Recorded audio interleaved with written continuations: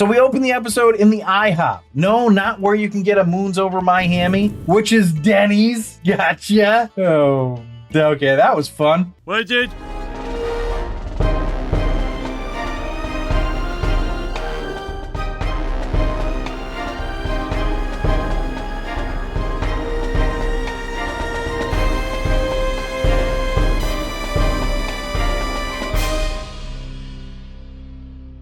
Welcome back to another episode of The Rank. I'm John, and today we're going to be doing the next episode of The Good Place. Now, if you're new to the show, or you've watched us a bunch and still don't know the agenda, here's the agenda. We do the Potent Notables, which are some interesting facts or tidbits that I found out about the episode or series. Then we do the episode overview, where I talk about everything that happened in the episode. Then we do The Rank, the namesake of the show, where I rank the episode in 5 categories on a scale of 1 to 5, 1 being the worst, 5 being the best. And this is all to figure out what is the best sitcom of all time. So we take the sitcom, we rank every single episode of it, and then the average of those rankings is the ranking for the sitcom itself. Now today we're going to be ranking the 11th episode of the 3rd season of The Good Place, titled Chidi Sees the Time-Knife, written by Christopher Ensel and Joe Mandy and directed by Jude Wang. Now if you're enjoying these episodes, or if you're just a fan of The Good Place and you enjoy consuming content about it, please consider subscribing and or following. Like the episode, comment. You can email us at info@therankpodcast with questions, suggestions, whatever. And if you super duper like it, please consider becoming a patron on our Patreon site at patreon.com/therankpodcast.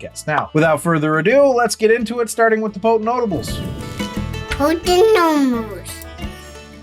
So this episode aired Thursday, January 17th, 2019. Still in its new 9:30 p.m. time slot. It went from 2.722 million viewers down to 2.524 million this week, sadly. It didn't lose that much from its new Brooklyn Nine-Nine lead-in, which only had 2.832, but it was the lowest of the NBC Thursday lineup. As for competition, ABC had the premiere of A Million Little Things, which had 5.221 million viewers. CBS had FAM, which won the time slot with 5.997 million viewers. I don't know what FAM is, but Fox had Orville with 3.012 million, and the CW had a repeat of last week's Roswell thing, which had just over 1 million. What else beat it? Well, Dr. Pimple Popper on TLC, Rachel Maddow on MSNBC, and Hannity on Fox News all beat it. So, you know, humanity's worth saving. When explaining the problem with the point system to the judge, the file Michael chose was for a man in Snurling, Indiana, and the tomato was purchased at Food and Stuff. Now, this is a direct reference to Parks and Rec, which we will definitely be ranking at some point if you guys want me to keep ranking sitcoms. Don't forget to like and subscribe. The green slug-like character that appears in the IHOP is called a Neednoggle. This is named after David Neednoggle, the much-loved visual effects producer on the show who is credited for much of the show's visual effects. Neednoggle revealed that he included several notable doors as Easter eggs, including Boo's closet door from Monsters, Inc., a subspace door from Scott Pilgrim vs. the World, and the front door to his own house. Alright, and last but not least, as Team Cockroach walks up to the IHOP entrance, a figure can briefly be seen flying through the void behind them, screaming the whole way. This is Trevor, Adam Scott's character, who the judge flung off a bridge into nothingness way back in the Brainy Bunch. Now, you can tell because he's still wearing his Brainy Bunch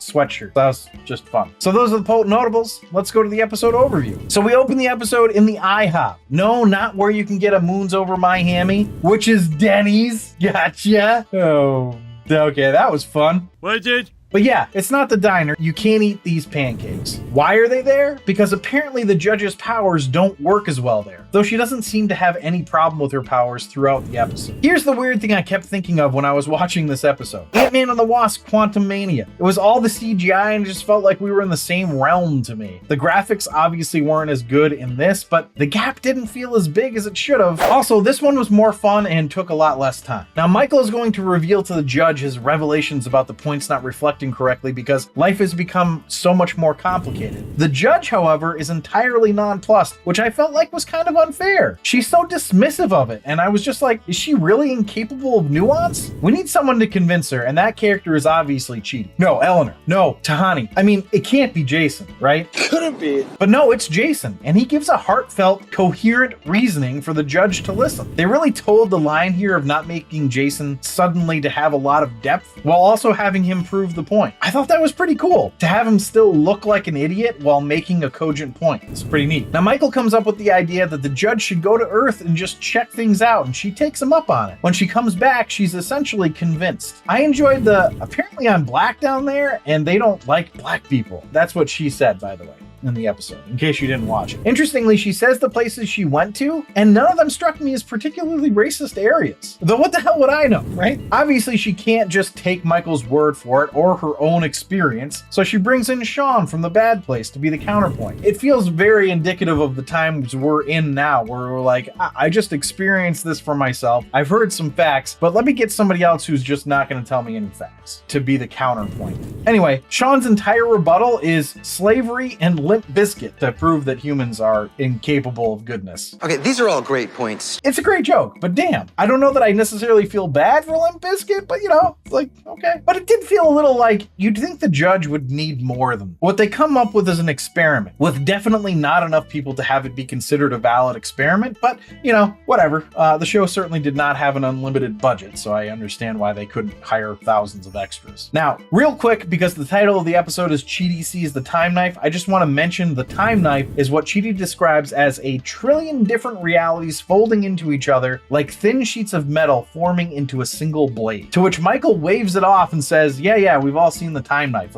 Let's keep it moving. Now, what I will never get tired of with this show is William Jackson Harper reacting as Chidi. He seemingly moves on, then just yells where I saw a time-knife. I mean, obviously it's not good when I do it. I'm not pretending I'm as good as William Jackson Harper, but man, it's just great. I love when he does it. Just great with reactions. Anyway, Michael gets to create a new neighborhood and Sean gets to pick the inhabitants, and the experiment is to prove that people will get better while they're in the good place. Janet populates it by creating people with Derek. Oh yeah, Derek's back, and he almost has a regular penis now. Now, I'm not really sure why they decided to bring Derek back. It seems like it's just meant to be as a source of jealousy for Jason, but it feels a little unnecessary. I guess I'll wait to see where they go with it. This show has certainly earned some leniency, though I have to say Jason catching feelings for Janet feels a little quick, though I guess it's not entirely out of character for him. The episode ends with Michael having a panic attack before letting the first person into the neighborhood. Now, this is because Sean tells Michael that when the experiment fails, he's going to have a fake Michael torture Team Cockroach for eternity, which was pretty diabolical, actually. As it ends, it looks like Eleanor is going to have to step into Michael's role, but before we go there, let's find out how this one went.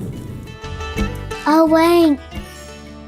So the rank is where I rank the episode based on 5 categories: story, acting, dialogue, episode coherence, and character relatability. I rank it on a scale of 1 to 5, 1 being the worst, 5 being the best. And then I have a laugh counter where I tally up the amount of times the episode made me laugh out loud. 1 point per laugh out loud gets added to the score, all to figure out what is the best sitcom of all time. Now, before I dive into the rankings here, I just want to say if you're enjoying these episodes, or if you're enjoying this episode specifically, please leave a like down below. It really does help us out and helps us grow. So the first category is story, which I gave a 5. I honestly love the lore here. The world building is just so much fun. We've got the Judge deciding to take a look at what's going on with the point system, and she realizes that it is crazy off. But Sean of the bad place thinks humans are just inherently bad, and his arguments are apparently compelling as well. Just fun and goofy. So let's go to acting, which I gave a 4.5. Everyone's great. I don't really have great analysis for this one. It just didn't feel like a 5 to me. Nobody was bad. It's just, it felt like it could have been better. William Jackson Harper, though, is just so good. I know I say it all the time, but man, he's just so freaking good. So let's go to dialogue, which I gave a 4.5. Not as many laughs in this episode, but still a decent amount, and I love the world building. So episode coherence is the next category, which I gave a 3.75. It felt a little more slapsticky than normal. Honestly, it's fine that it was. It's just that it didn't feel coherent to the series as much this time. I really enjoyed Jason Mantzoukas, but he didn't feel necessary here. Derek, for those who don't know. Also, there were a couple things that felt off here, like the Judge's powers don't work as well in the IHOP, but she didn't seem to have a problem with them, or the Judge remains aloof to humans to be unbiased, but we already know that she binges TV shows. These are really small things, but they don't really cohere. So that's why 3.75, not high. So let's go to character relatability, the last category, which I gave a 4.5. Jason catching feelings for Janet rather quickly was a little goofy, but it's not really entirely out of character for him, as I mentioned earlier. I also enjoy Eleanor's reason for choosing the clown house. I do think it would be funny if she said, well, they already built the set. I figured why not use it again, or something meta like that. Anyway, everyone everyone's relatable as always. So that goes to the laugh counter. It's got a decent score here. So it shouldn't take many laughs to put it into the top 3 tiers. And I had 14, which certainly will. It puts the episode total at a 36.5, which means it's the Holy Grail. And this puts the series average at a 38.2, which is in the Holy Grail. So thanks for listening and or watching. If you'd like to see a list of our episode and series rankings, you can do that on our website, therankedpodcast.com. Remember to subscribe, review, and comment. And please consider supporting us on our Patreon site at patreon.com/therankedpodcast, where you can get access to all of our archived episodes. And remember, please, if you liked the episode, please do leave a like down below. It really does help us out. But I will leave you with this. In the original script, there were going to be 4 cosmic beings that were draped on their necks like the Need Dog. Their names: Rudy, Tootie, Fresh, and of course, Fruity. Dude, I don't get it. I don't get it either.